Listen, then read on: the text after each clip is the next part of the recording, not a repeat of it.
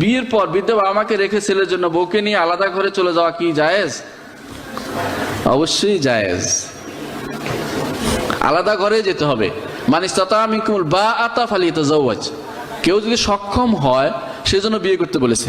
বিয়ে ওই সময় করা উচিত, একজন ছেলের ওই সময় বিয়ে করা উচিত যে আলাদা ঘর বাঁধতে পারে, এটা উচিত। কিন্তু এর আগেও করতে পারে, চেষ্টা করা উচিত। মানে আপনার ক্ষমতা নেই, আপনি পিতামাতার কাছে যদি কোনো পিতামাতা সহযোগিতা করে, এটা ওনার প্রতি ইহসান, দয়া করছে আপনার প্রতি, সেই হিসাবে তাদের সাথে আপনি থাকুন। কিন্তু যদি আপনার ক্ষমতা থাকে ভিন্নভাবে থাকার, শরীয়ত এটাকে নিষেধ করে না। আপনি দেখেন যখনই এরকম বিয়ে হয়েছে ইসলামের ইতিহাসে কেউ একসাথে থাকেনি। মেয়েরা বিয়ের পরে স্বামী স্ত্রী ভিন্ন ঘরে ভিন্নভাবে থাকবে এটাই অনুমোদন করে। হ্যাঁ, একই ঘরে থাকতে পারে, একই বাড়িতে থাকতে পারে, পরস্পর দেখাশোনা হতে পারে, কিন্তু এর কারণে যদি আমাদের যারা মায়েরা আছেন তাদেরকে বলে, অনেকেই মনে করে যে বউ নিয়ে আলাদা হয়ে গেছে, আহারে আমার ছেলে নিয়ে গেল। এটা ঠিক নয়, এটা ঠিক নয়। কেন? ছেলে নিয়ে যাওয়ার জন্যই আপনি বিয়ে করিয়েছেন।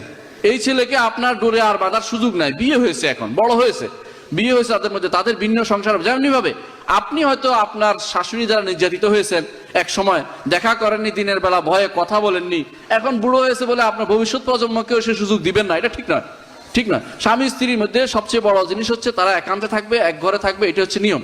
আপনার সাথে দেখা হবে, কথা হবে, আপনার প্রয়োজন পূরণ করবে, সেটা আপনার ছেলের উপরও ওয়াজিব। কিন্তু আপনার বৌমাকে আপনি জোর করে তার সাথে দেখা করতে দিবেন না, আলাদা করে রাখবেন, দূরে থাক, আমার কাছে থাকলে সুবিধা, টাকা পয়সা নিয়ে আলাদা হয়ে যাবে, এই জাতীয় চিন্তা ভাবনা করা কখনো কোনো শাশুড়ির পক্ষে ঠিক নয় বা কোনো মায়ের পক্ষে সঠিক।